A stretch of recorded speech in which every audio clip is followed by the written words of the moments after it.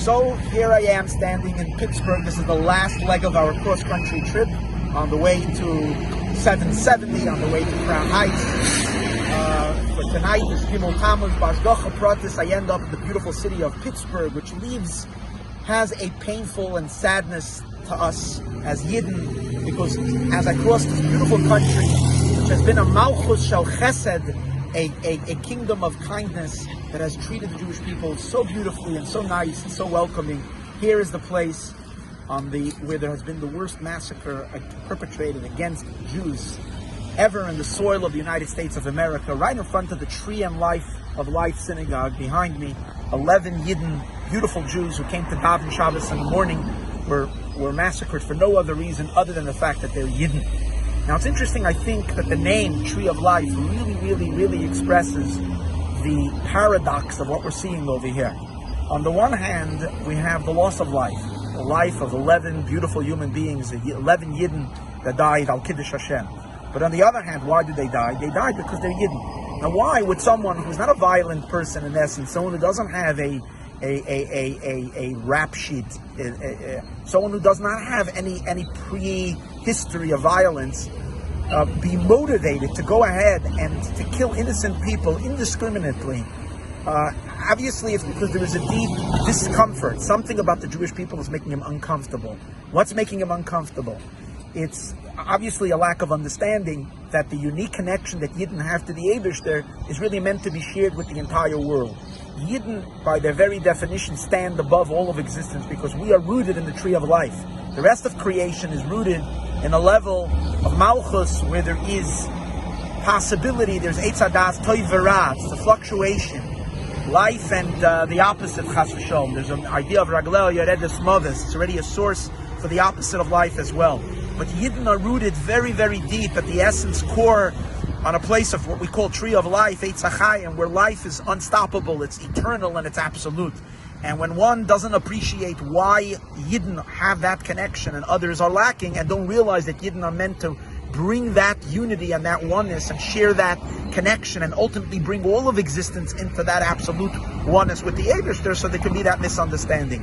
But what it really tells us is that these Yidden that seem to have lost their life and their life came to an abrupt ending, really it didn't end. Quite on the contrary.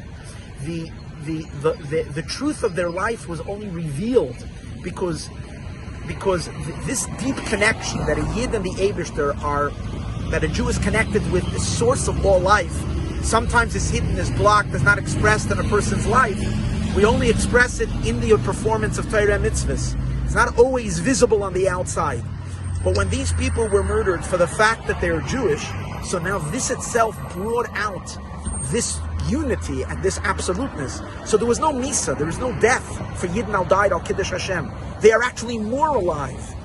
From this very act itself, it brings out the Nekudas HaChayis, the point of life that is unbreakable. The only thing is that it was expressed at the time when their bodies seem to have come to a state of an ending of life. But since the Eibishter wants Dira B'Tachtonim, and since this act of Kiddush Hashem happened in the physical world in their bodies, so obviously we understand that the loss of life is only very temporarily, and these Yidden are going to come back to live Chaim Nitzchiyim B'Kuv Gashmi B'Olam Hazeh in this world. And this is obviously an inspiration for me as we're coming into Gimel Tammuz.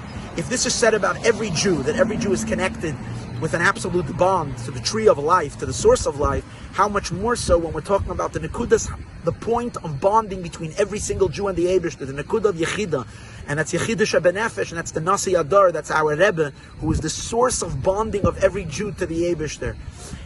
Definitely, there is not Shayach Chas V'Sholem, an Inyan of Yartzeit, an Inyan of Nisa, an Inyan of disconnect, and even the temporariness of it is only to our eye. It's not emes. It doesn't have any emes at all. The real emes of Gimel Tammuz is that we're accelerating, we're moving to a deeper place where there is going to be a renewal of life in a way of Chaim Nitzchiyim, as the Rebbe was saying before Gimel Tammuz, that it should be without a temporary hefsek.